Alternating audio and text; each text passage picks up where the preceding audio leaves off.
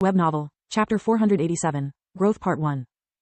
After she left, Lith had the desk sergeant set the coordinates of the gate to the city of Othar, the nearest waypoint to Kogaluga.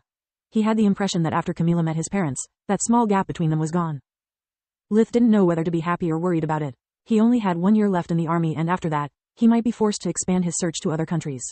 He hadn't planned Camila, just like he had never expected to become so attached to Floria during the academy. He was afraid history was going to repeat itself, setting an expiration date on his new relationship too. Once Lith reached Kogaluga, it took him only a few hours to discover the truth. The anomaly detected by the Lost Cities array system didn't come from the inside. Lith had been thorough during his last sweep, and the undead inside were still few in number. A tribe of trolls had reached the city, lured by the darkness magic flooding from the rift. They had been trying to get in for a few days. Without food, their numbers wouldn't rise, but the energy seeping out of the barrier was enough to strengthen each one of them over time. The good news was that all Lith had to do was kill them from a distance with fire magic and make sure they stayed dead. Trolls could regenerate even from their smallest bits, so even with life vision it took him a while. The bad news was that once he was done with them, it was already late at night. Too late to go back to Belius to spend the night with Camila or even to give her a call. The only silver lining was the presence of the nearby Monogeyser, so he could at least spend the remaining hours of his birthday with Solus. Once inside the tower, he noticed that the core inside the wisp had grown bigger from the last time he had seen it. "Solus, did you have a breakthrough?" "Yes," she had an ecstatic tone. "It's the second one already since you got your blue core. At this rate, I'll get halfway through green in just a few months." "Lucky you. Between the boot camp and the constant traveling, I couldn't use accumulation as often as usual. I've only promoted my core by 1 shade so far. I'm 2 levels apart from you even though, and I'm constantly nurtured by both you and the world energy. I should be the one complaining," she rebuked him. "Did you enjoy your birthday?" "Well, it went much better than I expected," Lith said while taking a long hot bath. Even though he had acted tough all day, he had actually been worried things could not work out for either Camila or his family. "Indeed," Solus replied from the alchemical lab, where she was sorting out all the new equipment they had received from the crown as a reward. Much more had yet to come. It would give her something to do the next time Lith didn't need her help or presence. "It's the first time we have to skip your second birthday, though. I'll miss Count Lark and his staff who still believe you are his son, just like I really wanted to check on Freya and Kyla. We haven't seen them from over a year now," she sighed. Lith usually celebrated his birthday twice. Once only with his family and his closest friends, like Nana or Celia, and a second time during a social event hosted by the Ernas or by Count Lark. Lith was tired of always being alone, but he had no other choice. He regretted not meeting Count Lark, Journey, or any of the Ernas girls for his birthday, but he had only 1 day and had to make it count.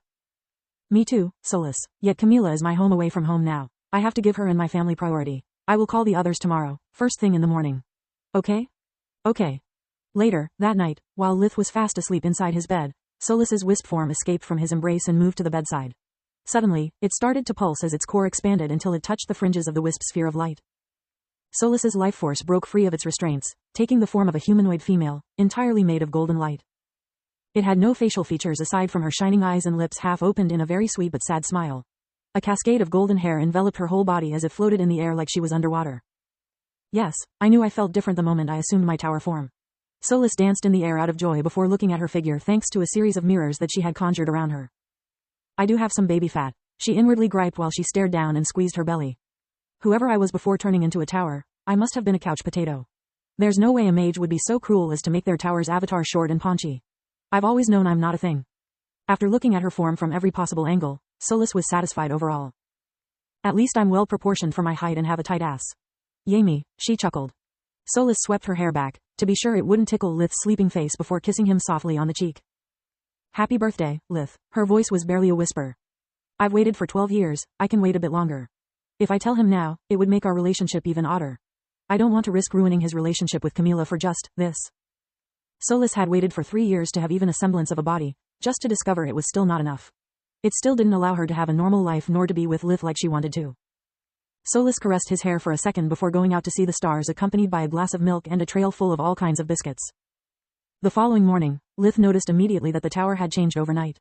The stones which composed his room were sturdier and smoother compared to their usual crude look. Every room of the tower was now larger than he remembered. "Solus?" He looked around before noticing the wisp snuggled in his arms under the blankets. "Let me rest 5 more minutes. I'm dead tired," she grumbled. "Not only did I eat so much that I got a stomachache, but also I can't remain in human form for more than an hour without spending a lot of mana. Worst power-up ever." She was careful to hide her thoughts where Lith couldn't find them. "How could you possibly be dead tired? We slept all night to recover from using all the warp steps necessary to go back to Darios and then reach Kogaluga." Lith had indeed slept all night, whereas Solus had joined him just an hour earlier, just in time to experience what an embrace felt like before exhaustion forced her back into being a wisp.